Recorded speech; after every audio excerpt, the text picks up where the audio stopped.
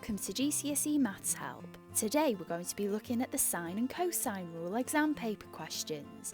This video is a follow-on from my sine and cosine rule key points video, which I will link in the bio below. If you haven't watched that video, you might find it useful before looking at exam questions. For everyone else, let's get started.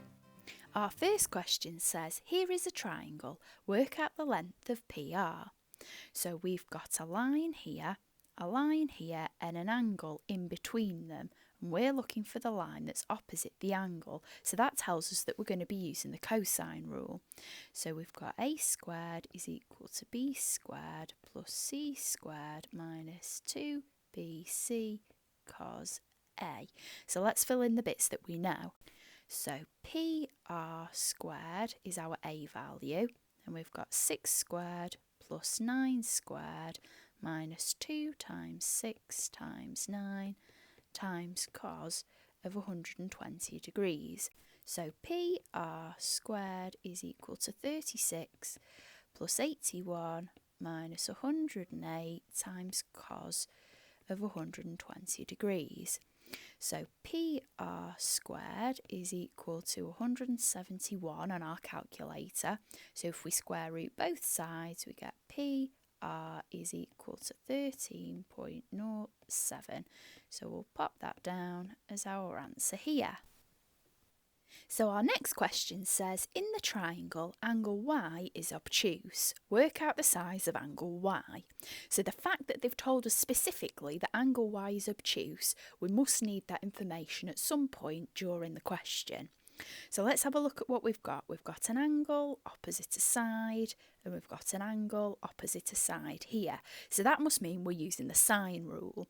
So our sine rule is A divided by sine A is equal to B divided by sine B. So let's put in what we know.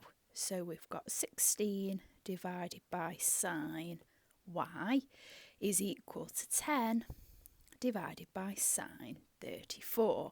So we've got 16 divided by sine Y is equal to, and then on our calculator, 10 divided by sine 34 is 17.8829. So if we times both sides by sine Y, we've got 16 is equal to 17.8829 sine Y. And then if we divide both sides by 17.8829, we'll get sine Y on its own. So divided by 17.8829 is equal to sine Y. So if we do that calculation, sine Y is equal to 0.8947. So Y is equal to 63.5 degrees. Now if we go back to the question, it said specifically angle Y is obtuse, so that means it's bigger than 90 degrees, so the angle that we've found isn't quite right here. So if up here we draw our sine graph, here at 180 degrees and here at 360 degrees, our sine graph goes up and down then down and up. So our 63.5 degrees about here, there's going to be another angle about here that is equal to the same sine value. So on our graph, if we plot the 63.5 degrees that we've found, we need to find the angle on this side that's equal to the same sine number, that's the same distance here from 180 degrees. So to find our answer, we need to do 180 degrees, take away the 63.5 degrees that we found before, giving us 116.5 degrees, which is the actual answer of our angle Y. So we'll pop that down here as our answer. So this is a prime example of one of my key exam tips, is that all of the information you're given you must need at some point during the question. So if we'd left our answer as 63.5 degrees, we'd have got some method marks, but we wouldn't have got the final answer mark. So just look back and check that you've used all of the information that you've been given during the question.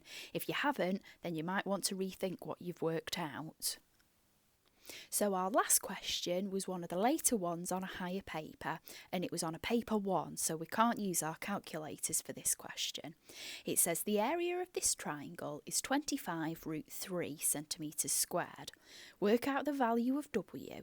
Give your answers in the form A root B, where A and B are integers greater than 1. So let's start with the things that we know. Looking at our triangle, there's no right angle, so we know that we're looking at using the sine or the cosine rule here. We've been given an angle, we've been given a side, but then the other two sides are variables. We don't know what they are, so my guess is that we're probably going to have to work out side x as well as W. We've also been given the area of the triangle, so I'm going to start there. So the formula for the area of a triangle is A equals a half times A times B times sine C. So let's fill in what we've got. We've got 25 root 3 is the area, is equal to a half times 20 times x times sine of 60 degrees. So if you watch my right angle triangles key points video, in there I suggested that you learn the sine, cosine and tan values of a few different angles, because occasionally you do get these questions on non-calculator papers. So sine 60 was one of those. That's equals root 3 divided by 2. So let's tidy this up a bit. We've got 25 root 3 is equal to 10x times root 3 over 2. So we're going to times both sides by 2 to give us 50 root 3 is equal to 10x root 3. So if we divide both sides by root 3, we've got 50 is equal to 10x, so x is equal to 5. So I'm going to write that on our diagram up here. So now we've got a side, and an angle that's in between, and we're looking for the side that's opposite that angle. So we can go about using the cosine rule now. So we've got a squared is equal to b squared plus c squared minus 2bc times cos A. So let's fill in what we know. We've got w squared is equal to 5 squared plus 20 squared minus 2 times 5 times 20 times cos of 60 degrees. So this is another one that they're expecting you to know. So w squared is equal to 25 plus 400 minus 2 times 5 times 20 times a half, which is the cos of 60 degrees. So all that is minus 100. So w squared is equal to 325. So if we square root both sides, we get w is equal to plus or minus the square root of 325. Now if we go back to our question, they want the answer in the form a root b, and the integers are greater than 1, so we know it's not going to be minus the square root of 325. So w is equal to the plus square root of 325. So we need to cancel this down, which is where our surds knowledge is going to come into play. So w is equal to the square root of 25 times 13. So w is going to be equal to 5 root 13, because the square root of 25 is 5. I really hope you found this video helpful. If you would like to have a little recap on the key points on this topic, click the link in the bio below. Don't forget to subscribe to GCSE Maths Help with the subscribe button below, or you can check out my Instagram page at GCSE Maths Help for more videos and tips. Thanks for watching.